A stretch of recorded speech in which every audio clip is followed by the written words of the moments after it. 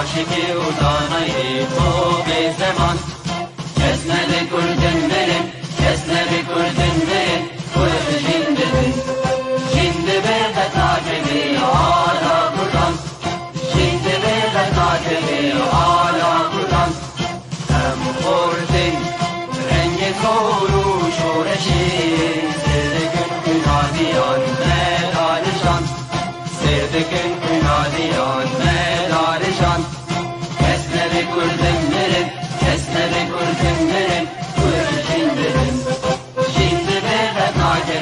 ala kurdan şimdi nerede takedi ala kurdan hem kurdin Meryavut ey müslimin bil iman fadiman her iştiman bil iman fadiman kurdu Kurdistan kesneli kurdinlerin kesneli kurdinlerin kurd jindedin şimdi nerede takedi ala kurdan takebe ala kurdan Lavi kurd ra kuye serfi ve şiran Babı neşindekin taci cihan Babı neşindekin taci cihan Kesne be kurdinlerin kesne be kurdinlerin kurd jindedin Jinde be takebe ala kurdan Jinde be takebe ala kurdan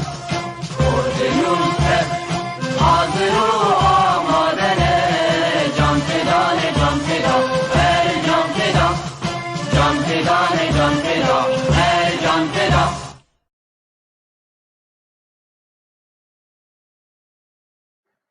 مساء الخير ومرحبا بكم أينما كنتم مشاهدي PAVE TV الأكارم. نعلم جيدا أحبائي الأفاضل إن الأزمة الكارثية السورية قد أزالت الكثير من الأقنعة عن وجوه رجالات النظام والمعارضات معا لتبين النتائج الحقيقية لفحص الDNN الوطني والإنساني لديهم، والتي للأسف أكدت خلو غالبيتهم العظمى من روح الانتماء والنضال الوطني والأخلاقي الإنساني، والذي يعتبر السبب الرئيسي وربما الأوحد خلف تمسك أو حيادية معظم الدول الإقليمية والعالمية الكبرى بديمومة حكم العصابة البعثية الشوفينية والأسدية الإرهابية، أي عدم وجود البديل السياسي الحقيقي القادر على بناء دولة ديمقراطية تعددية فيدرالية في سوريا الجديدة الطاهرة من رجس ورواسب الفكر البعثي العنصري والديني التكفيري الذي يجبر المجتمع الدولي ولليوم بالرهان على بقاء سلطة العصابة الأسدية، ويحتم على البقية الباقية من أحرار ومناضلي سوريا الشرفاء بتحويل كفاحهم السياسي والثقافي العام للبحث عن مقومات تأهيل وبناء الإنسان السوري الحر الكريم الذي بسواعدهم فقط سيبنى سوريا المنشودة القادمة. ذلك محور حلقة الإعلامي والروائي ثائر الناشف، وهو من مواليد مدينة الرقة عام 1982 وحاصل على إجازة في الإعلام من جامعة دمشق عام 2005، وغادر سوريا عام 2006 إثر نشاطاته السياسية إلى مصر، وعمل في وسائل إعلامها حتى عام 2014 حيث انتقل إلى النمسا. أهلا وسهلا بك أخي ثائر الناشف، نورتنا. أهلا وسهلا بك وبالسادة المشاهدين، تحياتي لك أستاذ سليمان، وأيضا شكرا جزيلا لهذه القناة الكريمة ولكل العاملين والقائمين عليها، وكذلك أيضا لهذه التقديمة الجميلة منك. تسلم. كما نرحب مشاهدينا الكرام باسمكم جميعا بالأستاذ حسن قاسم، وهو كاتب وناشط بالمجتمع المدني من مواليد مدينة قامشلو وحاصل على بكالوريوس فيزياء وكيمياء من جامعة حلب عام 1980، وقيادي سابق بالحزب الشيوعي السوري، وفصل سياسيا من سلك التدريس عام 89، فاتجه لدولة قطر مدرسا لمدة 14 سنة، ثم استقر في إقليم كردستان العراق، وله العشرات من المقالات في الصحافة العربية، وهو الآن رئيس اتحاد معلمي كردستان سوريا في إقليم كردستان العراق، وأيضا ناطقا رسميا لقوى المجتمع المدني الكردستاني في سوريا. أهلا وسهلا بك صديقي أستاذ حسن قاسم، نورتنا. شكرا، يعطيكم العافية. أهلا وسهلا بك وبمشاهديك وبضيفك الكريم، وأرجو أن نستمتع مع بعضنا في حوار شيق ومفيد لجماهير الشعبية. شكرا لكم، شكرا للقناة. تسلم. أستاذ ثائر، هل توافقني بما جاء في المقدمة التي تؤكد على ضرورة بناء إنسان سوري جديد لنبني وطنا جديدا والذي ننشده معا؟ بداية أشد على يدك أستاذ سليمان في هذه المقدمة المنطقية التي تفضلت بها، وهي بالحقيقة تستدعي منا إعادة النظر والتفكير مرة أخرى بما حدث للإنسان السوري على مدار 10 سنوات من عمر هذه الحرب المؤلمة. وبالمقابل علينا أن نعيد النظر أيضا في السنوات السابقة، والتي أنا أسميها حقيقة السنوات العجاف التي شهدتها سوريا خلال حكم عائلة الأسد، والتي استأثرت بالسلطة، وبالتالي أحدثت شرخا كبيرا في مكونات المجتمع السوري، وتحديدا البنية الطبقية الاجتماعية التي تضررت يعني مقارنة بما كان موجود قبل وصول هذه العائلة إلى سدة الحكم، حيث كان هناك يعني وضع اقتصادي لا بأس به في سوريا في حقبة الستينيات. كذلك أيضا كانت العلاقات الاجتماعية ربما في أحسن أحوالها في مطلع الخمسينيات، وكذلك أيضا في الستينيات، رغم الصعوبات الكثيرة التي كانت تواجه الإنسان السوري آنذاك. لكن كل ذلك تغير تدريجيا بعد عام 1970، حيث عمل نظام الأسد على تفريغ المجتمع السوري، وكذلك أيضا على تقعير، إنجاز القول وإن يعني سمح لي القول، على تقعير شخصية الإنسان السوري، وصولا إلى هذا الجيل الراهن الذي أنا أنتمي إليه، وربما من هم ولدوا بعدي أيضا ينتمون إلى هذا الجيل الذي هو يعني منسلخ تماما عن هويته الوطنية السورية، لأنه في الحقيقة لم تكن هناك هوية وطنية. وجاءت الحرب فوجدنا أنفسنا أمام واقع مأساوي كارثي زاد الطين بلة كما يقال. لا هوية سورية، لا مرجعية وطنية، لا حالة دستورية ثابتة ومستقرة، وبالتالي وجدنا حالة من الضياع، من التشرذم والتشتت عاشها المجتمع السوري وأيضا الإنسان السوري. والأهم من ذلك أن العائلة السورية التي ينتمي لها الفرد وتنتمي وأيضا هي التي تكون يعني نواة المجتمع السوري، هذه العائلة السورية وللأسف الشديد يعني تمزقت بين الأخ وأخيه، وكذلك أيضا في علاقة الآباء بأبنائهم تضررت بشكل كبير. السبب في ذلك يرجع كما قلت بسبب ذلك التزييف الأيديولوجي الذي قام به نظام الأسد تجاه المجتمع السوري، كأن نظام الأسد كان له هدف وحيد حقيقة، ليس فقط الاستئثار بالحكم والسلطة وحسب، بل تفتيت المجتمع السوري، دفع الإنسان السوري إلى هذه الحالة التي وصل إليها. يعني كأن هناك خطة استراتيجية اشتغل عليها نظام الأسد وقد أتت أكلها، ويعني كما يقال أتت قطافها أيضا فيما نشهده اليوم. لو كان الوضع في سوريا، لو كان البيت الداخلي يعني إنجاز القول الجبهة الداخلية الاجتماعية السورية متينة متراصة، ربما لكانت أضرار الحرب أقل سوءا علينا مما عانيناه وواجهناه خلال هذه الفترة الطويلة التي يعني ربما فقدنا فيها على الأقل جيلا أو جيلين. هؤلاء لم يتسنى لهم معرفة سوريا، لم يتسنى لهم كذلك أيضا معرفة تاريخ وكذلك أيضا حيثيات الوطن السوري. ولذلك كله وجدنا أنفسنا أمام أجيال جديدة تولد في الخارج، خارج حدود سوريا، تولد في المهجر، في الشتات، في مخيمات اللجوء، لا تعرف شيئا عن سوريا ولا عن ماضي سوريا ولا حتى عن تاريخ سوريا، سواء الذي كتبه نظام الأسد أو ذلك التاريخ الذي دون.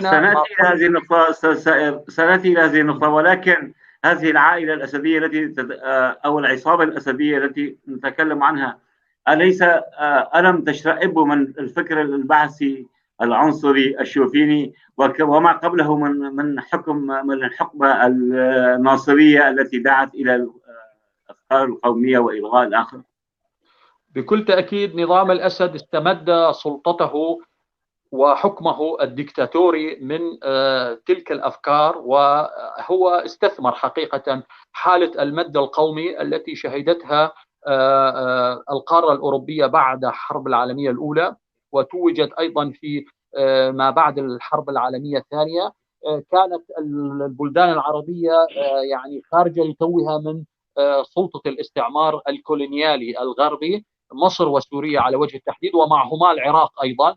هذه الدول الثلاث بحجمها وبموقعها وبأيضا موقعها التاريخي والاستراتيجي تأثرت كثيرا بتلك الأفكار البائدة، الأفكار يعني التي تخلى عنها الأوروبيون حقيقة، لكن تمسك بها العسكر في البلدان العربية. وكان طبعا نظام الأسد وحاشيته ومن معه، يعني حتى قبل حافظ أسد أن يصعد إلى سدة الحكم كان البعثيون الذين هم سواء كانوا مدنيين أو عسكريين متأثرين بتلك الأفكار الإلغائية الإقصائية، الأفكار التي لا تؤمن بهوية وطنية، الأفكار التي يعني تسرح كثيرا في خيالها في ما يسمى مشروع الوحدة العربية ومشروع الحرية والاشتراكية الذي لم تأخذ منه إلا القشور حقيقة.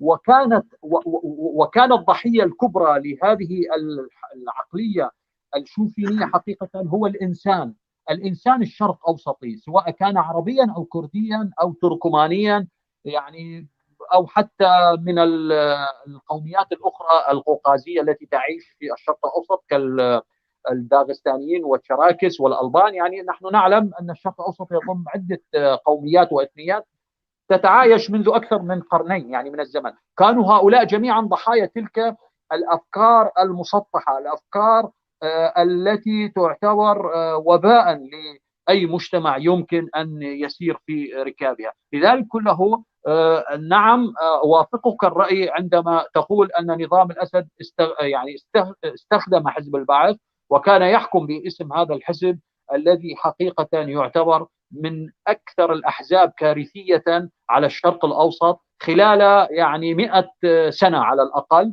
وطبعا الغريب في الأمر أن كل الأحزاب ذات المرجعية وذات الخلفية الأيديولوجية الشمولية التوليتارية كذلك إنجاز القول، جميعها يعني أصبحت خارج الاستخدام وخارج نطاق التطبيق الفعلي لها في الحكم، إلا حزب البعث. حتى اليوم لا يزال هذا الحزب يعني أشبه ما يكون بالشماعة وأشبه ما يكون أيضا بإنجاز القول عصا جحا.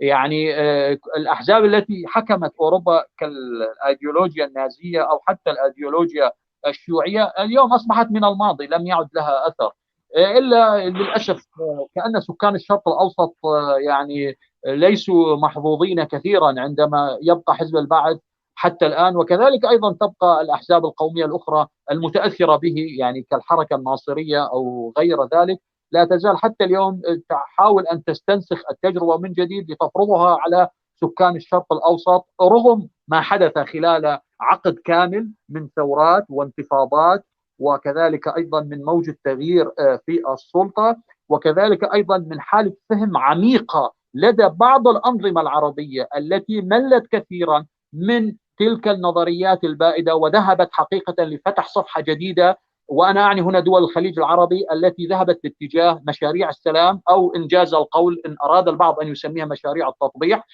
دول الخليج مثلا قبل 30 سنة كانت متأثرة بتلك الحركات القومية الأيديولوجية. عندما كان صدام حسين في الحكم وحافظ أسد كانوا يعني إلى حد ما يتبنون الحروب التي كانت تخوضها بعض الدول العربية خارج حدودها، تأثرا بتلك الأفكار الأيديولوجية الشوفينية البعثية. لكن اليوم مع حالة الفهم العميق التي يعني اجتاحت المنطقة الشرق أوسطية، وجدنا حركات تغيير سياسي، وجدنا منظمات مجتمع مدني، منظمات حقوق إنسان تنادي بالصوت العالي، والأهم من ذلك وجدنا انحيازا واتجاها راديكاليا من قبل الكثير من الحكومات العربية باتجاه إعادة فهم العلاقة مع الآخر، سواء كان هذا الآخر ضمن حدود الشرق الأوسط أو خارجه. وأنا أعني هنا إسرائيل، وكذلك الحال بعض الدول الأخرى في أوروبا أو إلى ما هنالك، حتى في الدول يعني التي تقع في الجانب الشرقي من الكرة الأرضية. يعني أعني هنا دول مثلا على سبيل المثال الصين، كذلك الحال الهند. هذا كله يعني كان نتيجة الترسبات ونتيجة الاحتقان حقيقة الذي كانت تعيشه منطقة الشرق الأوسط على مدار نصف قرن، يعني من حالة الصمت والخوف والكبت وحالة النكوص. هذه جميعها يعني انفلت، لأكون صريح القول، انفلشت دفعة واحدة، أشبه ما تكون هذا التغيير ما سنحكي سنأتي إليه أستاذ سائر. الآن نعود إلى الأستاذ حسن قاسم. أستاذ حسن قاسم، أنت مدرس فيزياء وكيمياء، وأستاذ سائر أكد أنه صار هناك تفكك بالأسرة السورية نتيجة تسلق حزب البعث، الفكر القومي، وثم العائلة الأسدية الإرهابية. برأيك يعني ما هي المقومات المطلوبة لتتفاعل مع بعضها، أو المقومات والعناصر المطلوبة لتتفاعل مع بعضها حتى نكون أمام معادلة كيميائية سليمة لبناء الإنسان السوري الجديد؟ شكرا أستاذ سليمان، وتحية أيضا لضيفك الأستاذ سائر، ووافقه بمعظم ما طرحه من أفكار قيمة وجيدة. حقيقة الثورة السورية، أو بما ما تسمى بالثورة السورية وما سميت بالثورة السورية، كشفت الغطاء عن الكثيرين. لم نكن نتوقع نهائيا أن الإنسان السوري سيكون بهذه، مع الأسف الشديد أقول، بهذه البشاعة. يعني مئات الفصائل التكفيرية المتأثرة بالأفكار الغيبية التي تحمل إرثا ثقيلا من التخلف والجهل استطاعت أن تجد موطئ قدم في أن تقود هذه الحركات أو هذه الأحداث وحرفها عن مسارها. نعم، نظام البعث أثر بشكل سلبي وحول الدولة السورية إلى دولة أمنية، ولكن أيضا الإنسان السوري يبدو نتيجة للضغط والكبت الذي تحدث عنه ضيفك الكريم لم يستطع أن يبني نفسه بشكل جيد. لذلك المقومات المطلوبة أستاذ سليمان قبل كل شيء أن نتخلص من هذه الرواسب، هذه البشاعة التي لحقت بنا، هذه اللطاخة بصراحة. هل تجدون الآن المعارضين الذين يقودون دفة المعارضة هل هم أحسن من البعث؟ أنا شخصيا حتى الآن لم أجد. الغالبية العظمى هم وجه آخر للبعث، وجهان لعملة واحدة. الشوفية موجودة، القوى المتأسلمة، إن لم نقل القوى الإسلامية المتأسلمة المتأثرة بالفكر. يا سيدي معظم المعارضة الآن التي الموجودة المرتبطة بالخارج بالدرجة الأولى، الممولة من معلميها وهم من الإخوان الخارج، المسلمون بشكل عام، إخوان المسلمين والفصائل والميليشيات التكفيرية، وحتى البعض من الذين يدعون الديمقراطية، كلهم مشبعون بالفكر العنصري، بالفكر الرجعي الشوفيني الذي لا يقبل الآخر. لذلك أنا أرجو وأتمنى أن نتخلص بسرعة من هذه الأفكار السيئة التي فرضت نفسها على الساحة السورية نتيجة لكشف الغطاء. كما قلت، الثورة أو الأحداث التي صارت بسوريا كشفت الغطاء عن الكثيرين. كانوا يدعون بالتقدمية وبالمدنية وبالحضارة، وجدنا أنهم لا تقدميون ولا مدنيون ولا هم يفقهون شيء من الحضارة. المطلوب أستاذ حسن، المطلوب المقومات أو العناصر الموجودة. نعم. المطلوب، أتمنى أن نخطو خطوات التي بدأت بها مثلا المجتمع الياباني.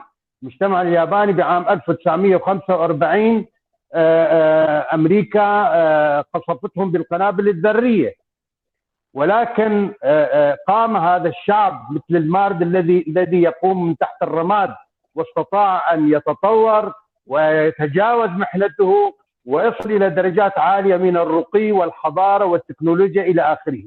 نفس العملية الأوروبيين أيضا مروا بظروف سيئة كما نمر بها الآن، يعني حرب 40 عام، وكما ذكر ضيفك الكريم بعد الحرب العالمية الثانية استطاعوا أن يجدوا مقومات للنهضة وتوصلوا إلى درجات عالية من التقدم والتكنولوجيا. الآن هم يقودون العالم نتيجة للمخزون الكبير من الثقافة، من الوعي، من الإدراك عندهم. استطاعوا أن يتجاوزوا محنتهم ويبنوا إنسانهم مجددا، ويتطور ويبني حضارته ويبنوا حضارتهم. لذلك نحن نتمنى أن الشعب السوري، ما أقول لك شعب مبدع وعنده إمكانيات، لكن الحرب التي فتكت بنا في هال10 سنوات والجهل والكراهية هذه الأمور أثرت بشكل سلبي، ويعني المنحنى البياني للتطور أو التقدم في المجتمع السوري توقف عند هذا الحد، عند هذا السقف، بل تراجع بل تناقص. لذلك يجب أن نجد مخرجا لهذه المعضلة لكي نستطيع أن نبدأ يعني نسير في طريقنا من جديد. بصراحة أمامنا تحديات كبيرة جدا ليست سهلة أمامنا. يعني الإنسان هو مشروع إنسان، يعني سواء كان إنسان سوري أو غيري، لكن المشكلة إنه البعد الزمكاني الموجود فيه هذا الإنسان تفرض عليه ظروف ذاتية وموضوعية لأن يستطيع أن يتكيف مع هذه الظروف ويتجاوز محنته، وبالتالي يمشي في طريق التقدم الاجتماعي. نحن نتمنى أن نستطيع أن نتجاوز هذه المحنة التي ألمت بنا، وبالتالي نجد طريقنا بين الشعوب التي تسعى إلى التقدم والتطور. تمام. أستاذ سائر، أستاذ حسن طبعا هو إنسان تربوي ومدرس طبعا، ومحور حلقتنا هو بناء الإنسان السوري، ولكن ركز على كلمة التمني. أنت كسياسي كإعلامي، والإعلام يعني البريطانيين يقولون عن الإعلام بأنه نواة بناء الإنسان والأوطان الحرة. برأيك كيف نحول التمني إلى خطوات عملية؟ يعني هل بالتمني نحقق الأمنيات؟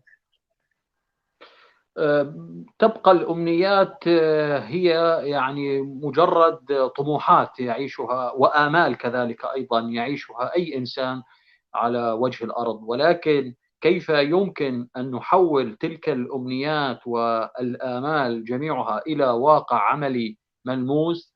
أرى أنه يجب أن نبدأ أولا من العائلة. العائلة هي باعتقادي نواة المجتمع، وهي الأساس التي تموضع عليها بنى المجتمع، وكذلك أيضا العائلة هي حجر الزاوية لبدء تعريف مفهوم الهوية الوطنية لأي مجتمع في هذا العالم.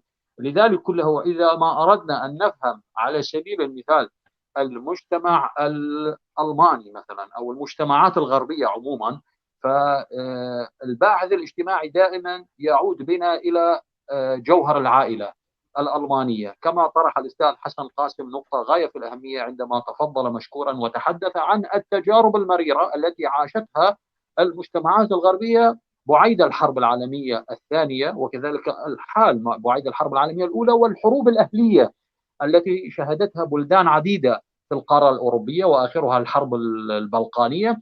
لكن نرى أن جميع هذه الشعوب وهذه البلدان خرجت من تجربة الحرب أو من دروس الحرب القاسية، خرجت يعني بوضع أفضل، بنهضة شاملة، وكذلك الحال بطموحات أكبر.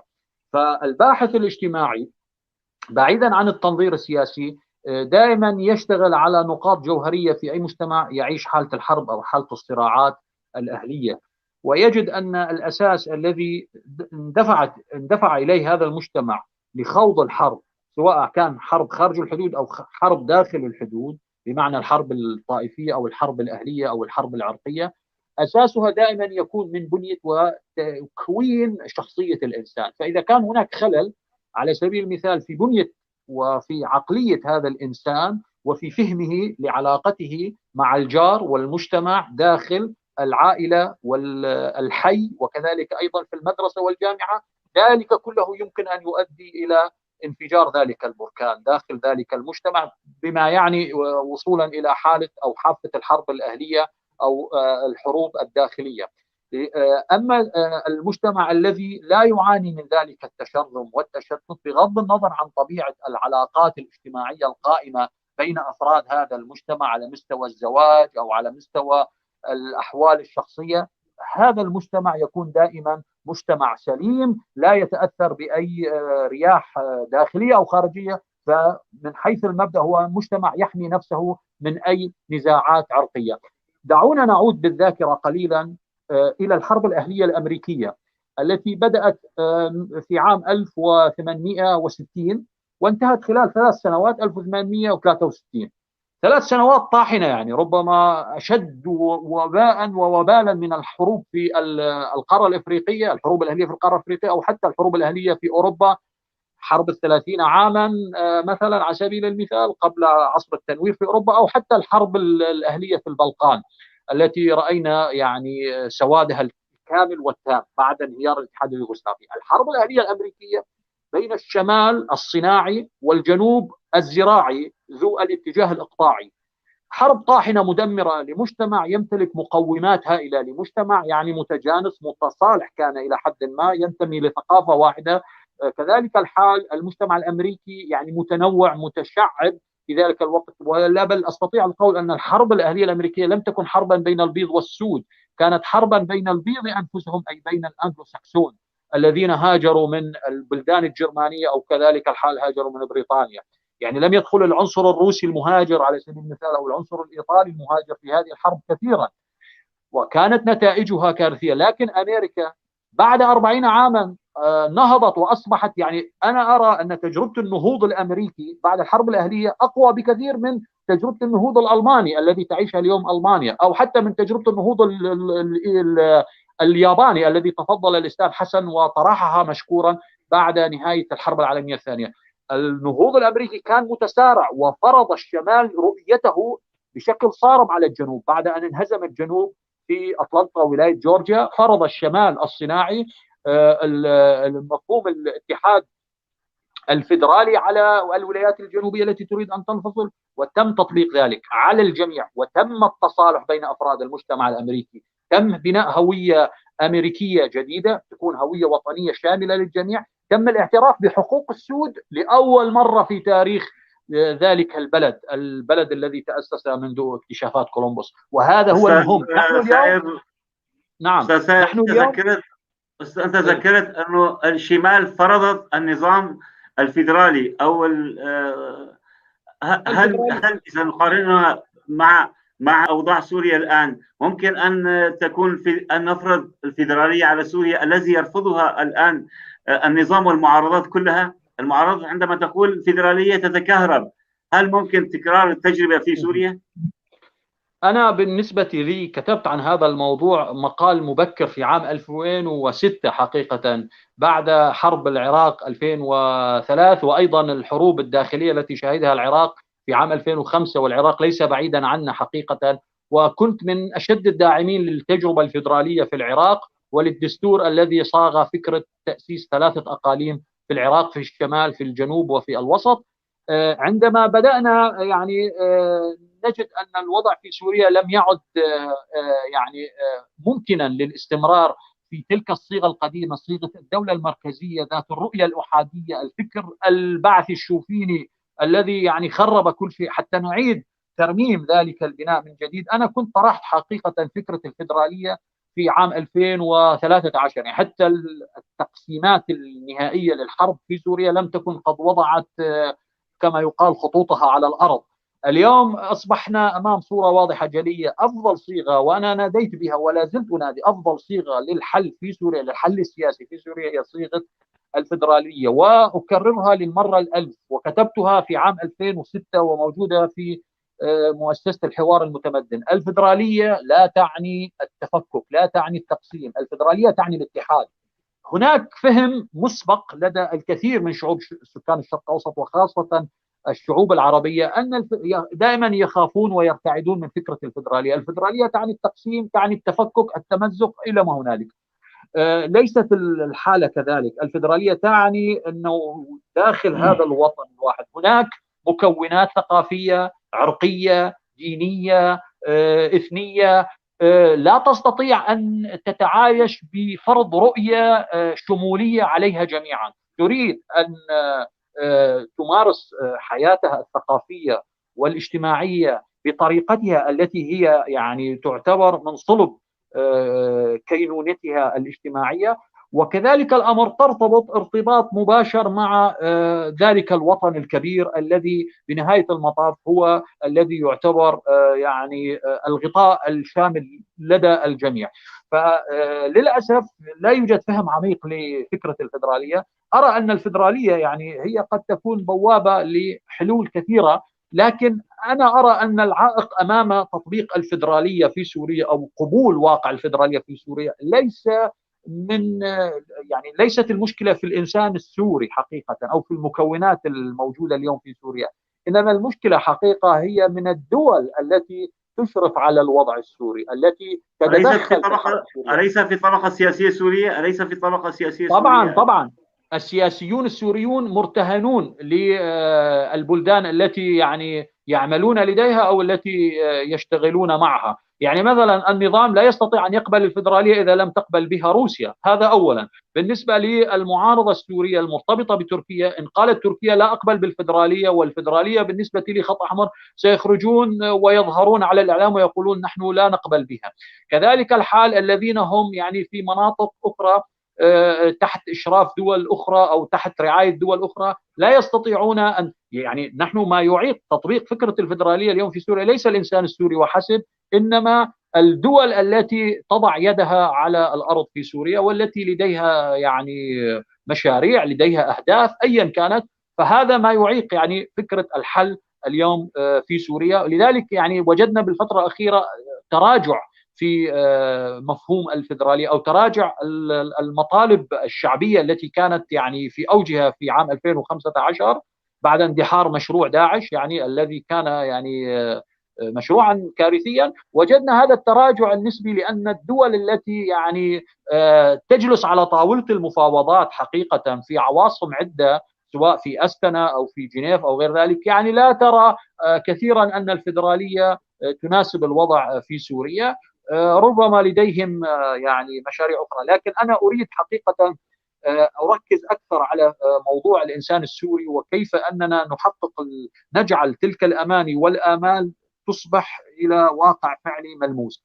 علينا حقيقة قبل كل شيء يعني أن نعترف بأخطائنا أولا أن نؤسس لفكر جديد يقوم على التصالح مع الذات والتصالح مع الآخرين، وإلا فإن تلك الأماني والآمال ستبقى يعني معلقة في الهواء كما يقال. لذلك كله نستفيد من تجارب الآخرين. وأنا طرحت مثال الحرب الأهلية في أمريكا، كيف أنها كانت كارثية، ولكنها كيف أنها دفعت أمريكا لأن تكون في صدارة بلدان العالم، وكيف أنها وحدت الولايات الأمريكية، أعادت توحيدها ضمن مفهوم الفيدرالية الجديدة بما يناسب نمط الشخصية الأمريكية كمجتمع مهاجر، مجتمع يستقطب حتى اليوم الكثير من المهاجرين في العالم.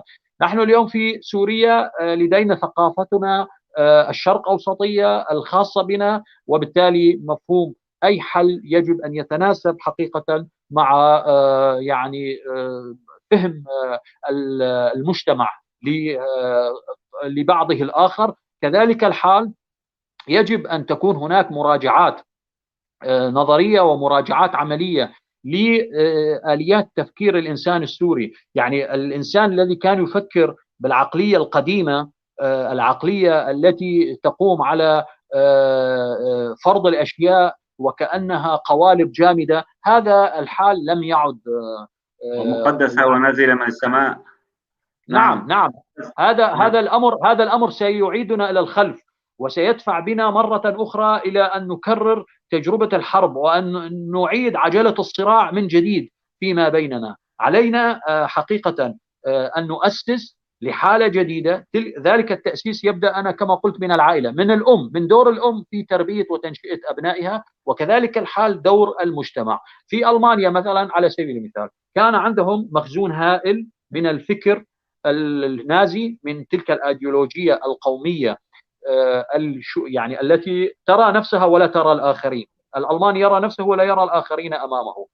الأجيال التي جاءت بعد الحرب أو التي ولدت في ظل الحرب العالمية الثانية، هذه الأجيال لم تترك على هوانها كما يقال، بل انتبه المجتمع الألماني، انتبهت المرأة الألمانية كيف أنها يمكن أن تعلم ابنها أن لا ينتج، أن لا يعيد إنتاج تلك الأفكار التي أنتجها هتلر ومن معه على سبيل المثال، حتى لا تعود تجربة الحرب من جديد. يعني روسيا لم تختفي، وكذلك الحال فرنسا وبريطانيا لم يختفيا، موجود. يعني من يريد أن يصارع هناك حلبة صراع وهناك مصارعون. ولذلك كله ركزوا على فكرة تعليم الأبناء. هذا ما جرى في اليابان. يعني في اليابان لديهم مقرر أساسي لدى كل طالب، والأستاذ حسن يعني هو يعني شخصية تربوية ويعلم كيف يمكن أن ينشئ الأجيال.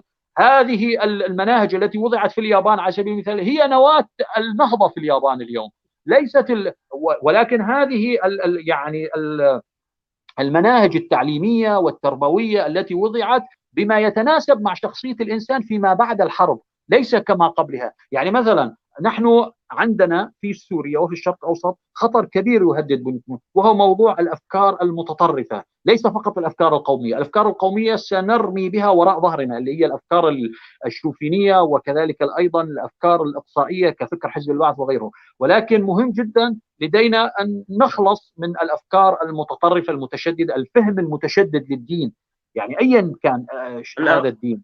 الفكر التكفيري تماما. يعني الأجيال علينا أن نبعدها من هذا الفكر.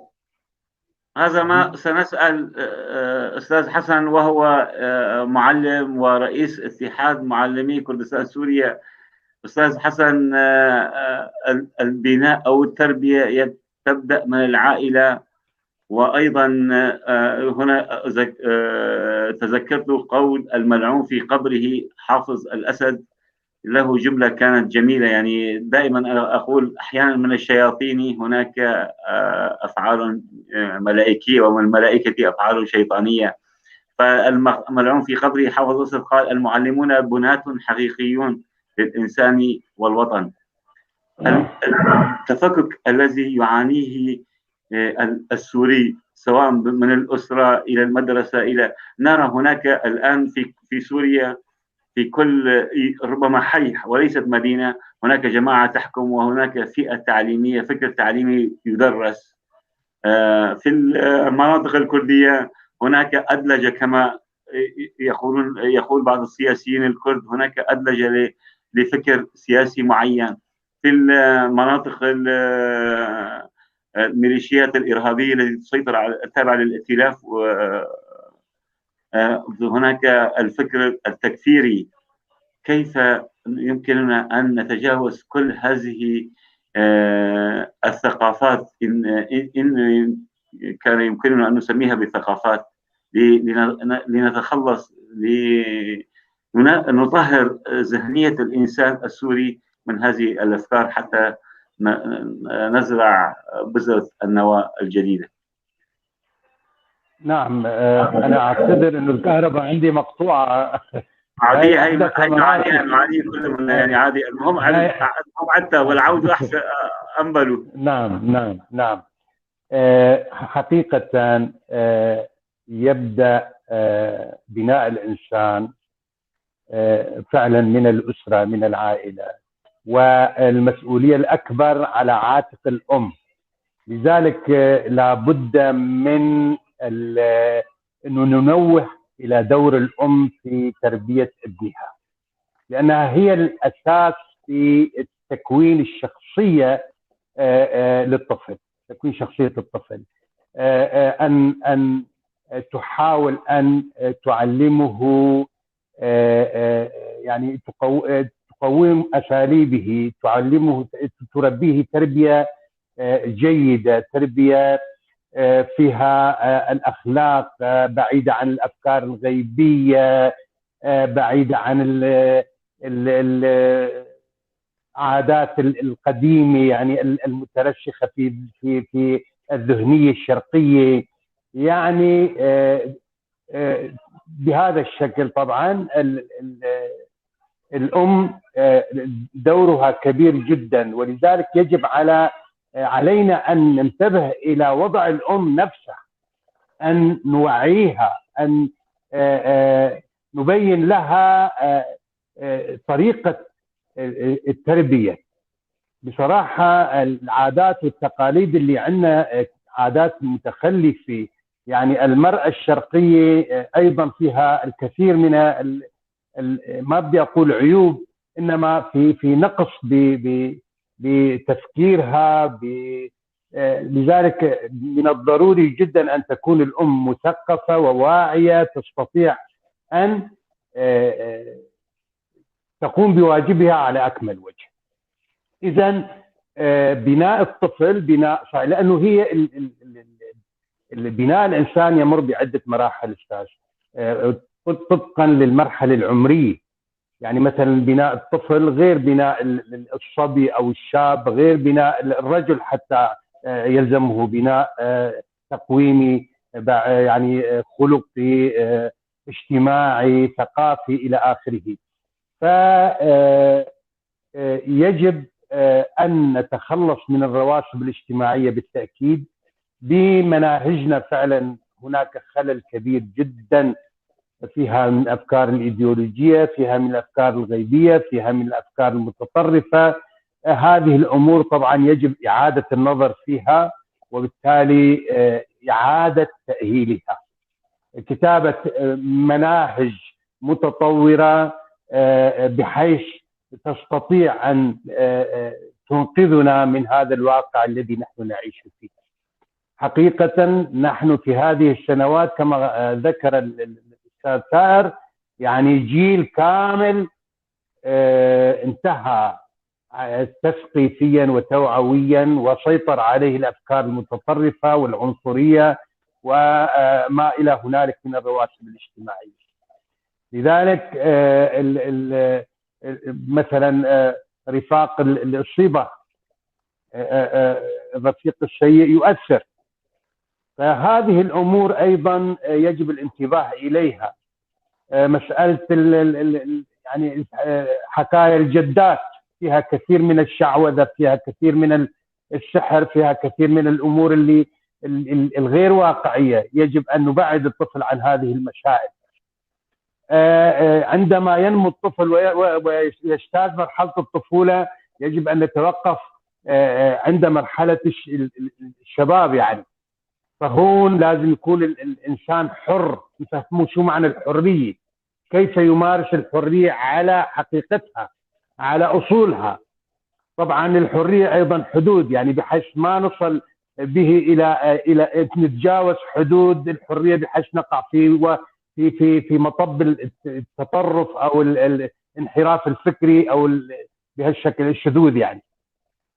فيجب الانتباه إلى هذه الأمور بشكل جيد، وبالتالي بدراسة معمقة وواعية إلى جانب طبعا المدرسة، إلى جانب المؤسسات التعليمية، منظمات المجتمع المدني، الجميع يتكافلوا ويتضامنوا مع بعضهم البعض لبناء هذا الإنسان، بحيث نحرر هذا الإنسان من هالقيود والكبت اللي عم يعيشه، بحيث يستطيع أن يعبر عن رأيه بكل حرية، يخرج من ما في داخله من يعني أفكار أو من معيقات، بحيث تسد عليه الطريق في أن يتقدم أو يتطور فكريا وثقافيا.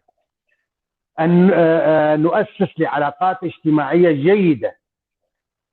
هذه الأمور كلها تساهم في بناء الإنسان. أنا يحضرني قصة أو رواية واقعية يمكن لباولو كويلو البرازيلي.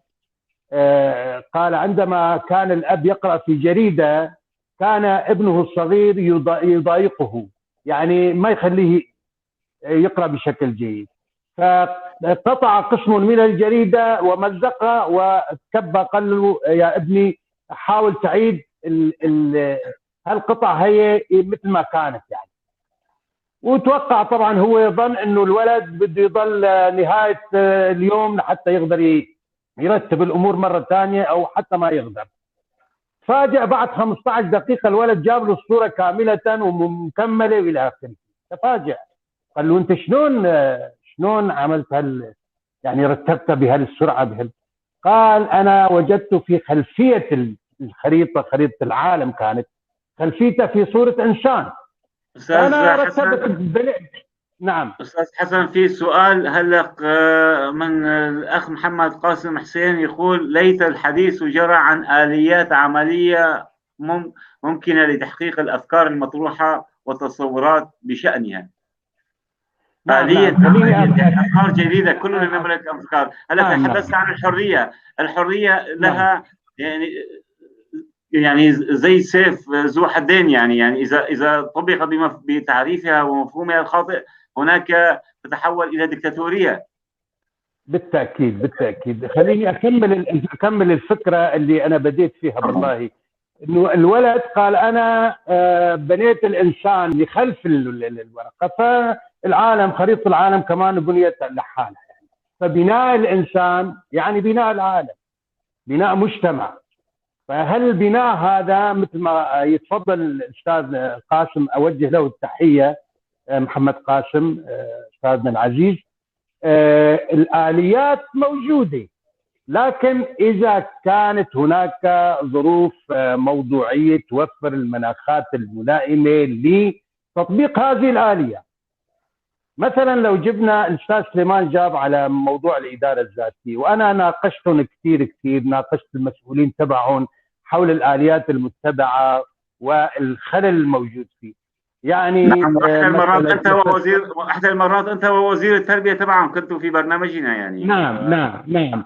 يعني مساله المناهج، قلنا لهم يا اخي في مناهج معترفه دوليا تشرف عليها منظمه اليونسكو ومنظمه اليونيسيف، هي برامج متقدمه جدا تكنولوجيا وثقافيا وتربويا، يعني مدروسه بشكل جيد. ممكن انتم تقدروا تفاوضوا هالمنظمات الدولية وتجيبوا هالمناهج أفضل من المناهج الموجودة عندنا. أولا علميا ممكن تكون متأخرة، ثقافيا ممكن أن لا تلبي الغرض المطلوب، المسألة الأدلجة فيها يعني نحن بدنا نتخلص من هالمسائل بصراحة.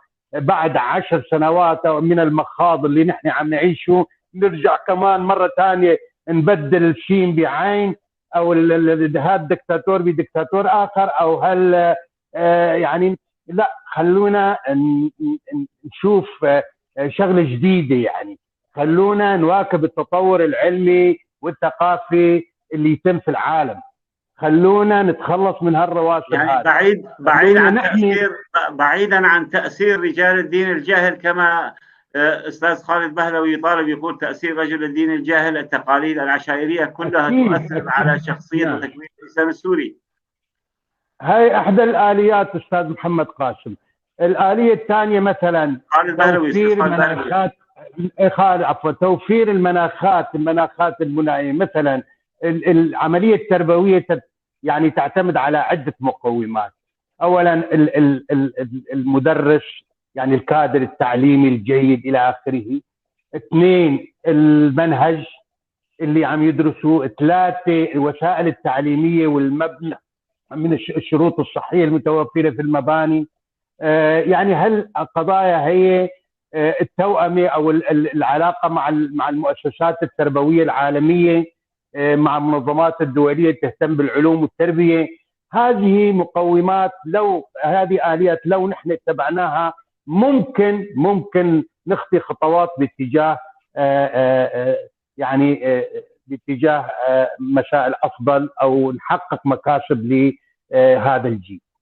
هذه من ناحية. من ناحية ثانية مسألة إنه المجتمع كيف ممكن نحرره من هالرواسب الاجتماعية الموجودة، لأنه الإنسان مثل ما قال أستاذ سائر هو نواة المجتمع هذا. طيب لو نحن ما قدرنا نهيئ أو نؤهل هذا الإنسان لكي يعمل دائرة مغلقة اجتماعية قائمة على المبادئ والأخلاق وحرية الرأي وحرية التفكير، هذه الأمور لا نستطيع أن نبني مجتمعا متطورا كما نطمح إليه يعني. تمام. فهذه الأمور كلها آليات يجب أن المسألة الثالثة، الآلية الثالثة، يعني كيف ستكون علاقة الفرد بالسلطة القائمة. السلطة يجب أن تكون ديمقراطية بصراحة. يعني من المستبعد أو من المستحيل أن يعود المجتمع السوري إلى ما قبل العام 2011. يجب أن بعد كل هالتضحيات، بعد كل يعني التهجير والتجهيل والفقر والبطالة والجوع والنزوح، يعني من نرجع للمربع الأول ونخلي والله واحد دكتاتور أو نبدل فلان بفلان، مشكلة كمان. لازم يكون مجتمعنا قائم على أسس ديمقراطية، نفهم الآخر والآخر يفهمنا، نضمن حقوقنا ونضمن حقوق الآخرين. فضل الأستاذ سائر بمسألة الفيدرالية. فعلا الفيدرالية أرقى أنواع الأنظمة يعني موجودة في سويسرا فيدرالية، أمريكا فيدرالية، ألمانيا فيدرالية، روسيا فيدرالية. ما في هالمسائل اللي نحن عم نحسب لها ألف حساب إنه والله هي مسألة انفصالية أو مسألة اقتطاع جزء من الأرض أو إلى آخره. لا، أنا كشعب موجود ولكن باختصار على أرض التاريخية منذ آلاف السنوات، حقي أنا أتمتع بحقوقي، أمارس حريتي. تفضل. يعني باختصار شديد قبل أن نعود إلى الأستاذ سائر، هناك من سأل أنه العقلية العربية لا يقبل الآخر يعني. فطبعا تعقيبك الصغير لنعود إلى الأستاذ سائر. يعني هل التعميم ممكن يكون غلط؟ طبعا الرسول عم بيسأل يعني بنية العقل العربي لا تستوعب الآخر المختلف، فالاختلاف القومي والديني قد يسبب خلافات كثيرة وصراع طاحن. هذا ما يسأله أستاذ صبري رسول. نعم، الإرث ثقيل جدا. يعني نحن نعرف أنه مشان ناقة 40 سنة صار حروب بين تغلب وبكر. يعني هي مشكلة. هي هالإرث اللي نحن نحمله بصراحة ليس من السهل أن نتخلص منه بسهولة، لكن أنه نعمم أنه والله كل العرب بهالشكل، أنا بتقديري مو كثير دقيق. لكن الغالبية العظمى، مو بس العربي، الإنسان الشرقي بشكل عام ليش؟ تمام. لأن نحن محاطين بأوقيانوس من التخلف، من الجهل، ومن العادات القديمة يعني تحيط بنا. فالمسألة مش مرتبطة بقومية محددة. حتى في الكرد أيضا في متخلفين وفي جاهلين وفي ما يقبلون الآخر. لذلك نحن بدنا نأسس لشغلة جديدة. إذا نحن جادين فعلا ونحن نفهم بعضنا وكل واحد يعترف بهوية الآخر، نقدر نحن نحقق مكتسبات لمجتمعنا. تماما. هذا ما سنعود إليه. نعم تفضل. هذا ما سنعود إليه، عفوا سنعود إليك أستاذ حسن. أستاذ سائر يعني أستاذ حسن ركز قال نحتاج إلى شغلة جديدة، يعني فكر جديد. وهنا يحضرني تعريف الفرق بين البشر والإنسان.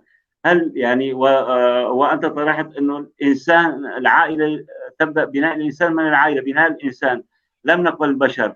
يعني الفرق الذي بيقول البشر النوع المتطور، يعني النظرية التي تقول أن البشر هو النوع المتطور من الكائنات الحية الذي يملك العقل، والإنسان هو النوع الراقي من البشر الذي يفعل العقل بالقيم والمبادئ الأخلاقية. فنحن نحتاج إلى إنسان سوري جديد، إلى إنسان يؤمن بحقوق الآخرين. ولكن كلها نحن أمام مفاهيم ومصطلحات. الديمقراطية طرحها أستاذ حسن، وأنت طرحت الحرية، ولكن كل مفهوم يحتاج إلى تعريفات ومفهوم آخر. يعني ما تعليقك؟ صحيح، يعني لابد من أن نقوم بداية بوضع تعريفات، وهذه هي مسؤولية أي باحث سياسي أو مفكر اجتماعي، أن يضع تلك التعريفات وأن يأخذ بها في عين الاعتبار، لأنه لا توجد انطلاقة لأي مجتمع دون التأسيس لتلك التعريفات والنهوض بها أمام أفراد المجتمع كافة. لذلك لا مهرب لنا في البداية من تلك التعريفات، لأنها هي خريطة الطريق حقيقة لأي مجتمع قويم وسليم. أن نفهم ماذا نريد من الحرية، أن نفهم ماذا نريد من الديمقراطية، ما هي صيغة الحكم التي تناسبنا كسوريين بعد تجربة الحرب، وانطلاقا من استفادتنا من دروس ومن التجارب ومن الماضي الذي كان سائدا في مرحلة ما قبل الحرب. كذلك الحال ما هي طبيعة العلاقات السياسية وكذلك الأمر الثقافية والاقتصادية التي تربطنا بدول الجوار.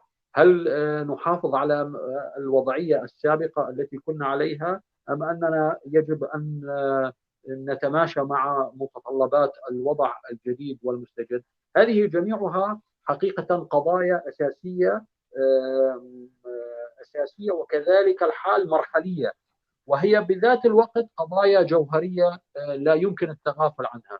مرحلية لأنها تبني لبناء جديد، يمكن أن يكون هذا البناء بداية انطلاقة لمجتمع خرج من وحول الحرب كسوريا. كذلك الأمر هي قضايا جوهرية لأنها لا يمكن لأي مجتمع أن يتعافى دون أن يضع تعريفات شاملة وواعية. الأهم أن تكون التعريفات واعية ومدركة لحقيقة أفراد ووجود أفراد المجتمع. كذلك الأمر هي تعريف، يعني هي قضايا ذات مدى بعيد، لأنها في نهاية المطاف يمكن أن تستمر للأجيال المتعاقبة، يعني التي ستأتي من بعدنا نحن.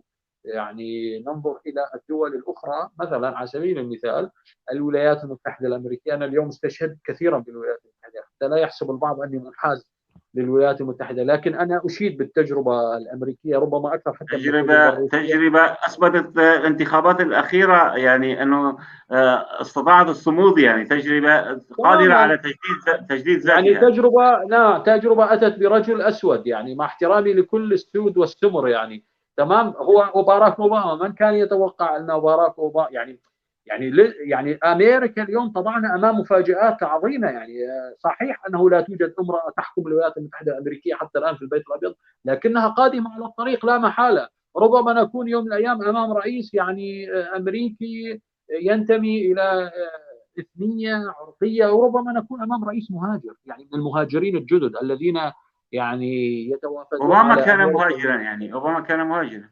مهاجر قديم، لكن هو مهاجر حقيقة ليس تمام. مهاجرا جديدا. أنا أعني مهاجر جديد أن يأتي طفل في العاشرة ثم يصبح بعد ذلك في الأربعين تماما. أو في الخمسين رئيسا. هذا هو التحدي الكبير للديمقراطية ولتجربة المجتمع الأمريكي الفتي. يعني تشعر أن المجتمع لا يهرم. وهنا الشيء ولكن المهم، الديمقراطية هنا في سؤال يخطر ببالي، الديمقراطية الأمريكية تخدم الشعب الأمريكي، نعم وفي نعم سبيل خدمة صحيح شعبها تدوس على حقوق الآخرين يعني. تماما. أنت اليوم تؤسس لدولة صديقي سليمان، هذه الدولة حقيقة يجب أن تراعي مصالح شعبها. الدولة التي لا تحترم حقوق ومصالح شعبها هذه ليست دولة، هذه عبارة عن يعني دكان، أو هذه عبارة عن عصابة ومزرعة. لنقل، أو عبارة عن مافيا. أما الدولة التي تراعي حقوق مصالح شعبها وتسعى إلى أن تطور من تلك المصالح، يعني وأن تسعى لرفاهية المجتمع حتى لو على حساب الآخرين، هذه إذا نحتاج إلى إعادة تعريف الهوية الوطنية من جديد، إلى بناء هوية، إلى هوية وطنية جديدة سورية.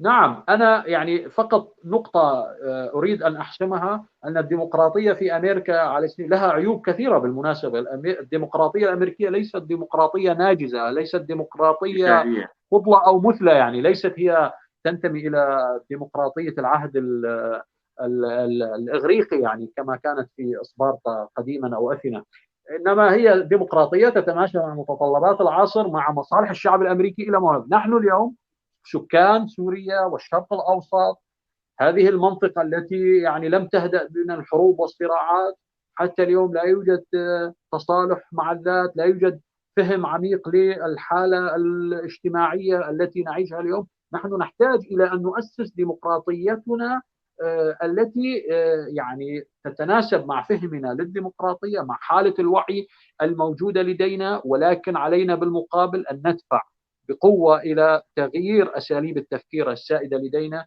لأن تغيير تلك الأساليب التي هي راسخة في عقولنا يؤدي إلى زيادة الوعي بمفهوم الديمقراطية، ويؤدي إلى تطوير فهمنا للديمقراطية. يعني مثلا على سبيل المثال أريد أن أطرح مثال بسيط.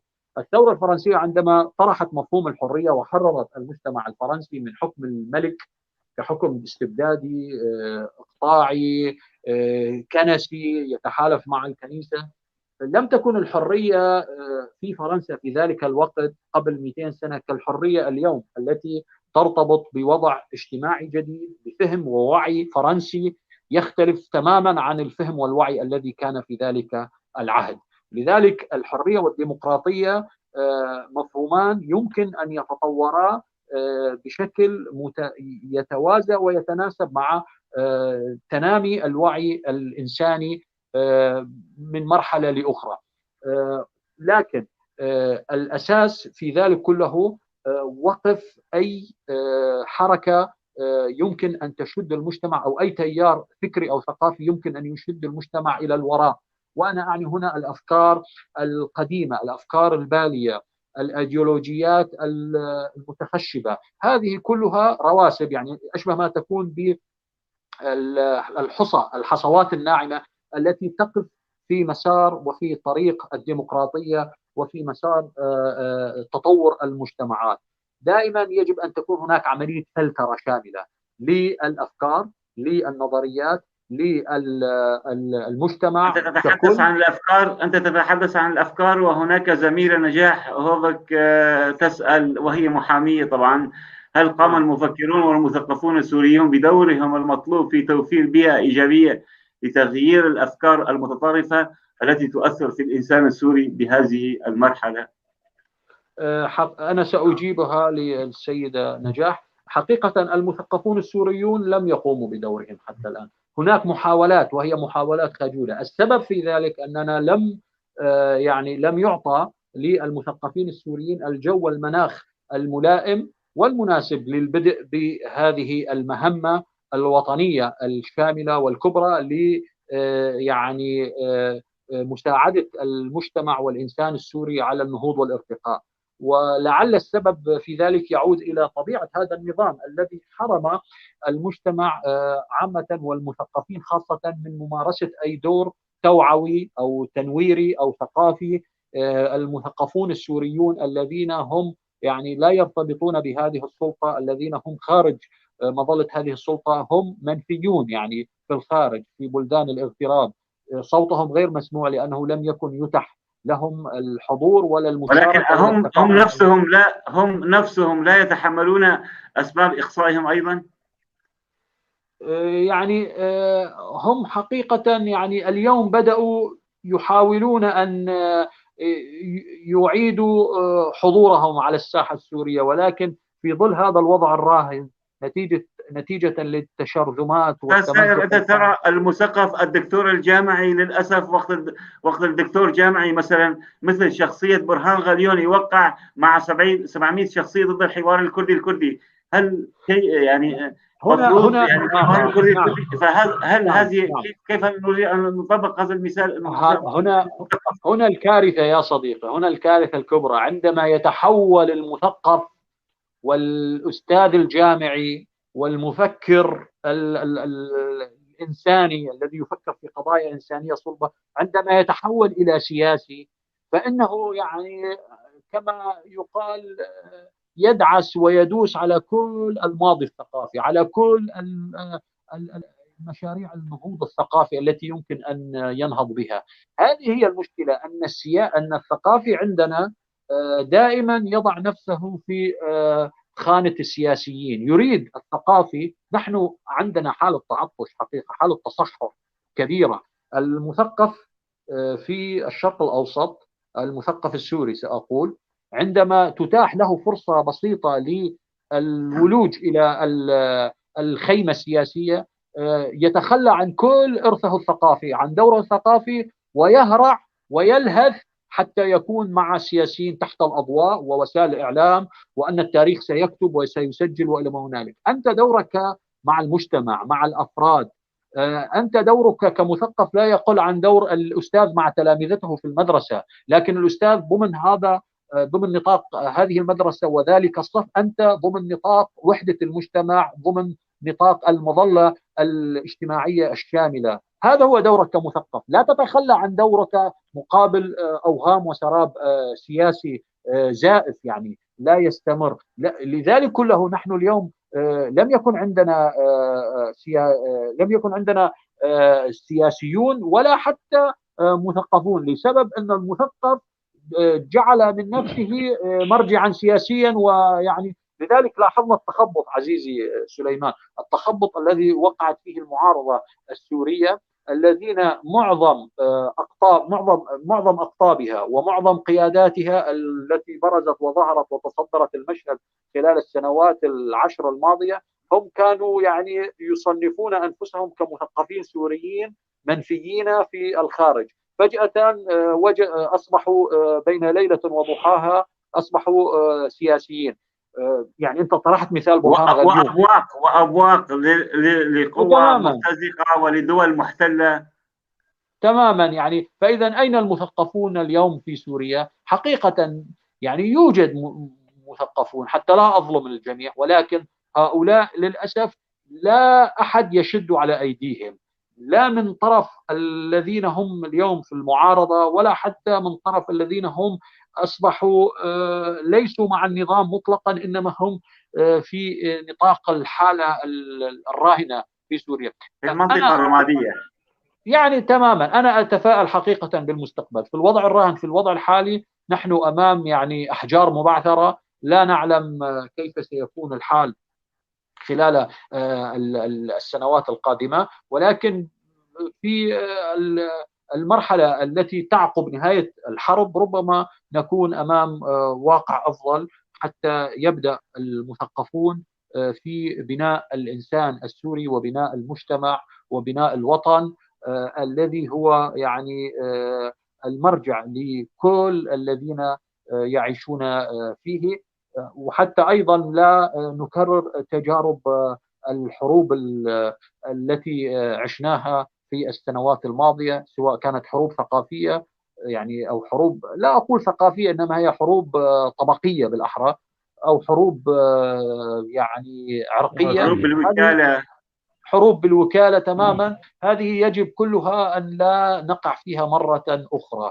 ما ينقصنا اليوم وما يعني نختلف فيه عن بعض الدول التي نهضت بعد الحرب مباشرة، ألمانيا واليابان، أن المثقفين لديها كانوا موجودين، لعبوا دورهم مباشرة بعد نهاية الحرب.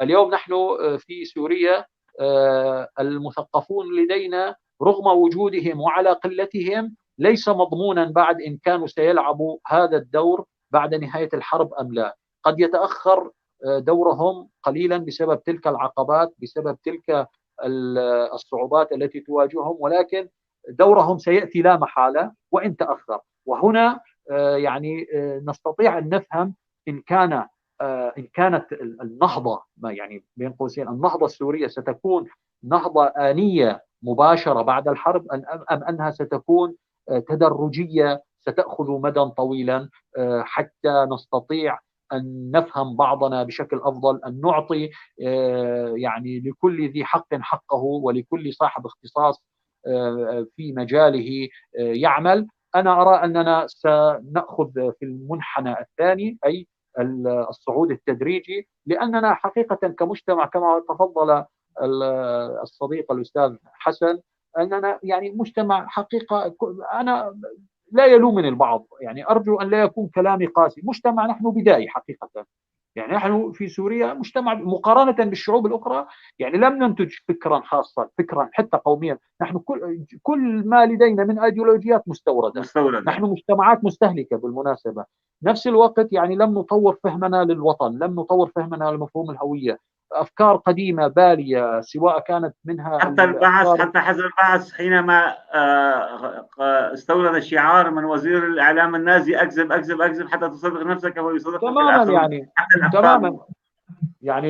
يعني أنت اليوم صديقي أستاذي العزيز، أنت تناقشنا قبل الحلقة وقلت لي من الضروري أن نركز على الجانب الأدبي والثقافي في موضوع الحلقة بناء الإنسان. سأستشهد هنا بمثال بسيط يعني حتى نذكر بعضنا بما تحدثنا به عبر الهاتف. مثلا ألمانيا قبل الحرب وبعد الحرب العالمية الثانية، عندما بدأ المسرح في ألمانيا وبدأت السينما، هذا دور ثقافي يعني نهض به الممثلون وكذلك أيضا الفنانون. كيف أن المسرح قدم للشعب الألماني والسينما قدمت لهم رؤية جديدة، كذلك الحال قدموا لهم صورة شاملة وواعية عن أوجاع الحرب، وعن هذه كلها أسست لبناء إنسان جديد. كذلك الحال للروائيين وللنقاد الأدبيين، يعني الذين نقدوا التجارب الأدبية للمرحلة التي كانت سابقة للحرب. اليوم مثلا نحن في سوريا، أين هم النقاد أو الروائيون السوريون الذين يمكن أن يعني يهدموا، يعني مفهوم الهدم الشامل لتراث المرحلة الماضية، للتراث ذلك التراث الذي أسس له نظام الأسد. أنا أعني التراث الثقافي، هذا إن كان اسمه يعني إنجاز القول أنه تراث ثقافي. يجب أن يعني نحن اليوم في سوريا لدينا أشبه بتشبيه بسيط، لدينا بيت قديم متآكل متداعي. هذا البيت لا نستطيع نحن كسكان يعني قدماء وجدد لهذا البيت أن نسكن فيه مرة أخرى دون إعادة تنظيف وتعقيم شامل لهذا البيت. إن سكننا به قبل أن نقوم بتلك العملية إعماره حتى تماما، يعني تماما، يعني هذا هو الذي نحن اليوم نحتاجه. لدينا ترسبات، لدينا تراث، لدينا أشياء كثيرة يجب أن نعيد النظر فيها، وإعادة النظر هذه تحتاج حقيقة إلى جهود متضافرة. يعني ليس سهلا اليوم مشروع إعادة إعمار سوريا. يظن البعض يعني وهنا للأسف تقزيم الفكر يعني لدى بعض حتى السياسيين في سوريا، يقولون أن إعادة الإعمار ستعني بناء سوريا جديدة وناطحات سحاب وأبراج وجسور وشبكات أنفاق مترو وإلى ما هناك. هذا قد يكون فعلا في سوريا القادمة أو سوريا الجديدة، ولكن ماذا يعني ذلك إن لم يكن هناك بناء للإنسان السوري؟ ماذا يهمني أن يكون عندي أبراج وعندي مطارات جديدة وعندي حتى يعني جامعات؟ ما يهمني. ماذا يهمني إن كان إن أصبح في سوريا 20 جامعة في غضون 10 سنوات؟ لا يهمني. يهمني أن يكون الإنسان في سوريا أعيد بناءه حتى يكون. وهذا سيكون سؤالي ما قبل الأخير للأستاذ حسن. أستاذ حسن، ما نفع أن نبني أو نعمر سوريا بأبراج ناطحات سحاب وإذا كان إنسانها مهدم داخليا، إنسانها مبني مثقف على ثقافة الدينية، الثقافة الإخصائية الإلغائية للآخر. أستاذ حسن أتمنى أن يعود. أستاذ سائر، سؤالي الأخير لك هو دائما لكل الضيوف نسألهم: إذا كنت تتمنى أن أسألك سؤالا ولم أسأله، أو آخر كلمة توجهها لشعبنا السوري.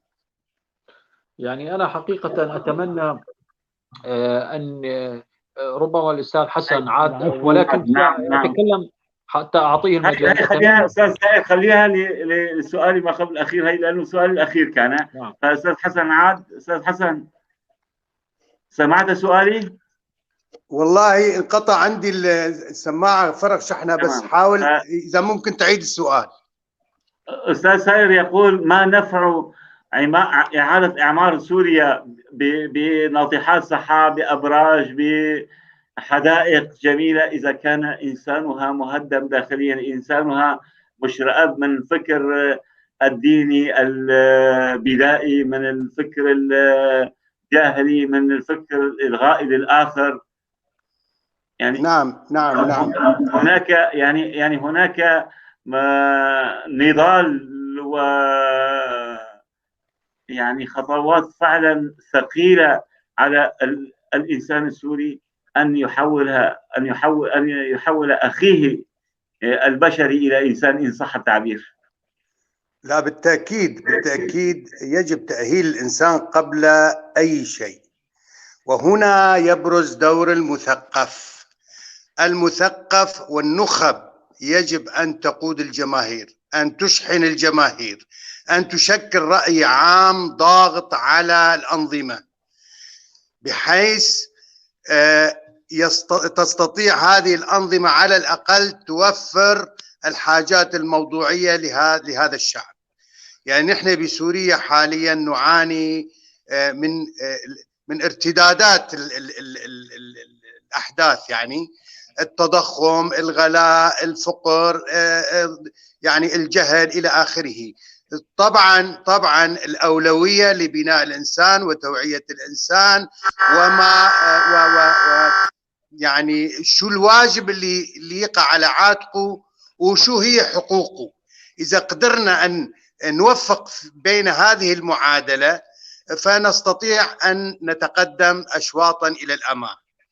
الإعمار يأتي بعد هذه المسألة. فعلا ماذا سيفيد لنا ناطحات السحاب؟ ماذا ستفيد إذا كنا نحن نعاني من المشاكل الكثيرة التي تعيق مسار حياتنا، التي يعني تعمل لدينا النكوص، تسببنا بالنكوص بصراحة. لذلك أنا أقول فعلا الثورة الثقافية ضرورية جدا، إلى جانب الإصلاحات اللي الأنظمة، إذا بدها تيجي أنظمة ديمقراطية حسب ما نطمح، إنه اللجنة الدستورية كتاب الدستور الجديد إنه تحط أسس ومقومات صحيحة لبناء سوريا الجديدة، بناء سوريا اتحادية ديمقراطية، يعني يكون الحكم فيها برلماني، يعني يتمتع المواطن بحقوقه كاملة، ليس على حساب الآخر. هذه الأمور يعني لها أولوية أكثر من إنه التعمير طبعا ضروري، ضروري التعمير وفتح وإنشاء المصانع بناء مؤسسات، وهالمسائل هي أيضا ضرورية جدا. لكن أنا مثل ما قال الأستاذ ثائر، أنا أعطي أيضا الأولوية لتنمية الوعي، لمسألة تأهيله إلى الحالة الإنسانية. نعم نعم نعم. ما بعرف إذا صوتي عم يصل ولا لا، لأنه واضح واضح. تفضل واضح، تفضل واضح تفضل. إيه فنحن أمام تحديات كتير كتير كبيرة بصراحة، لكن مثل ما قلت في البداية ما في شيء مستحيل أمام إرادة الإنسان. إذا تمتع بإرادة صلبة وقوية وعنده حماس وتوفرت لديه الظروف الموضوعية والذاتية، يستطيع أن يفعل الكثير بصراحة. يعني نحن كنا بالخليج، يعني مشان ما نبخس حق الإنسان السوري إبداعه بصراحة. هلا في المهجر الكثير من السوريين يعني ينجزون يبدعون في بعض الامور، يعني في المسائل التقنيه والمسائل الثقافيه على صعيد اختراع اجهزه. يعني بالخليج الانسان السوري او الدكتور السوري كان هو الافضليه له، المدرس السوري كان هو يعني دوما في المقدمه، المهندس السوري نفس العمليه. عندنا امكانيات، فهالامكانيات لو قدرنا نسخرها في جانبها الانساني حنحقق المعجزات فعلا. اما اذا مثل ما قال الاستاذ ثائر، اذا تحول المثقف الى سياسي وانحاز لافكاره لتنظيمه لحزبه، فهنا الكارثه بصراحه. لذلك ندعو السياسيين أن يكونوا أكثر ديمقراطية، أن يعطوا الحرية لأعضائهم حتى يقدروا فعلا يعني يعبروا عن رأيهم بدون ما يقمعوهم. يعني لإمتى بدها هالأساليب هي بدها تضل معانا؟ لازم نقلب الطاولة بهالعملية على الكل بصراحة. الذي يقف أمام التطور، أمام بناء الإنسان، يجب أن يحارب بكل المجالات بصراحة. تمام. أشكرك أستاذ حسن. سنعود إليك بالسؤال الأخير. أستاذ ثائر، السؤال الأخير كنت تتمنى أن أسألك ولم أسألك، أو كلمة أخيرة لك توجهها إلى شعبنا السوري بدقيقتين بس، بدقيقتين. يعني حتى تماما لا نظل في واقع الأمنيات. أشكرك جزيلا لك وللأستاذ حسن، وأيضا لمن استمع إلينا حتى الآن في هذه الحلقة النقاشية. ليست هي أمنيات، إنما هي رغبة حقيقة وطموحات أن نبدأ في إعادة بناء أنفسنا من جديد، في فهمنا للآخر، في التصالح مع الذات، وكذلك أيضا في فتح صفحة جديدة لنا كسكان لهذا البلد الذي نعيش فيه يعني منذ أكثر من قرن من الزمان، رغم كل الصعوبات وكل المراحل الصعبة التي مررنا بها. علينا أخيرا أن نستفيد من تجربة هذه الحرب القاسية، أن نخرج منها يعني رغم الخسائر الكبيرة، الخسائر المعنوية أنا أعني، وكذلك أيضا المادية في الأرواح، وكذلك أيضا في البنية التحتية، أن نخرج منها بوضع أفضل مما كنا عليه سابقا.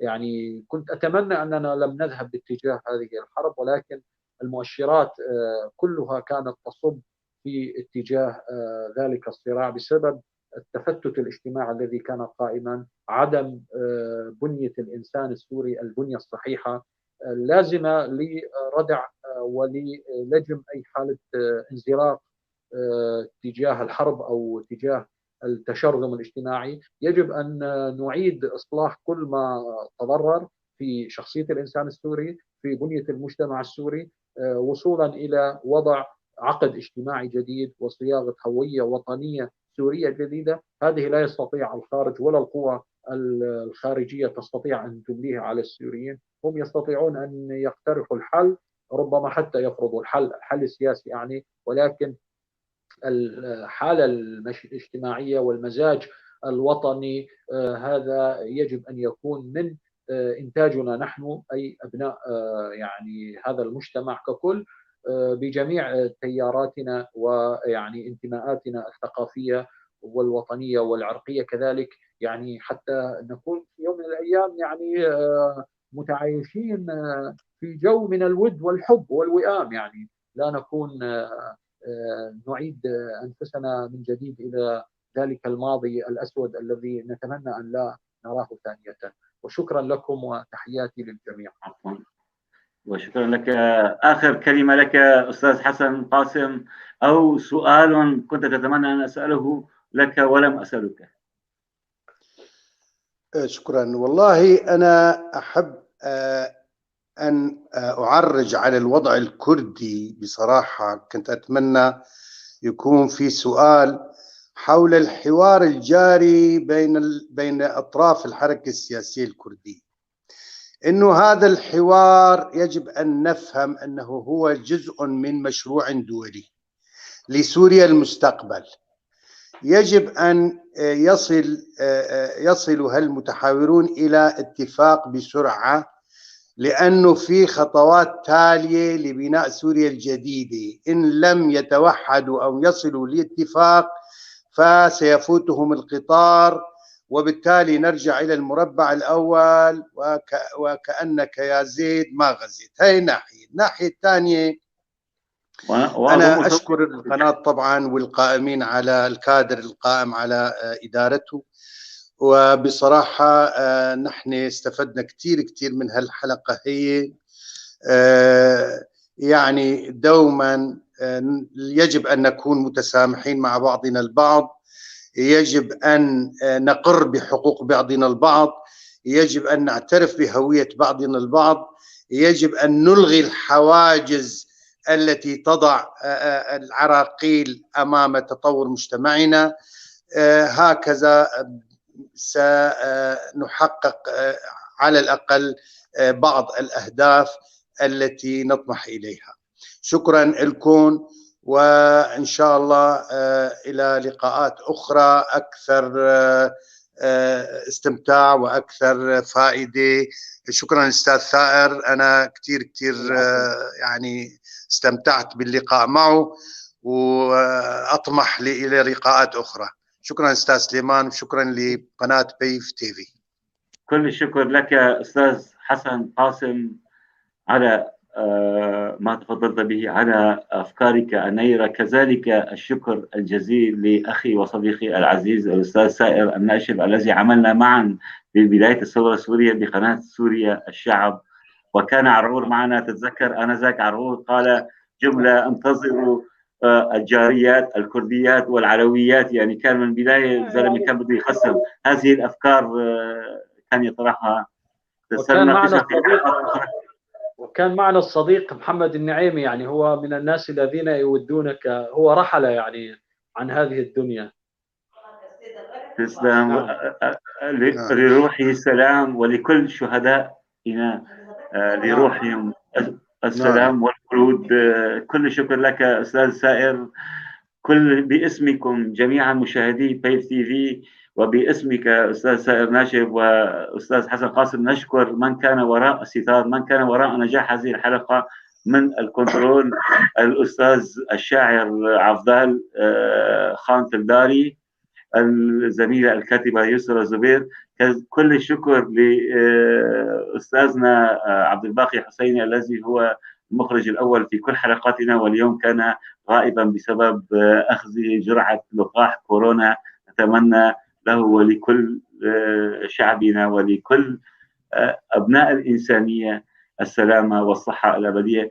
كل الشكر لكم مرة أخرى. أتمنى من ضيوفي الكرام أن تبقوا بعد أن نودع المشاهدين، أن تبقوا بالاستوديو، والآن انتظرونا في حلقة جديدة يوم الخميس القادم مشاهدي الكرام. إلى ذلك الوقت دمتم برعاية الله.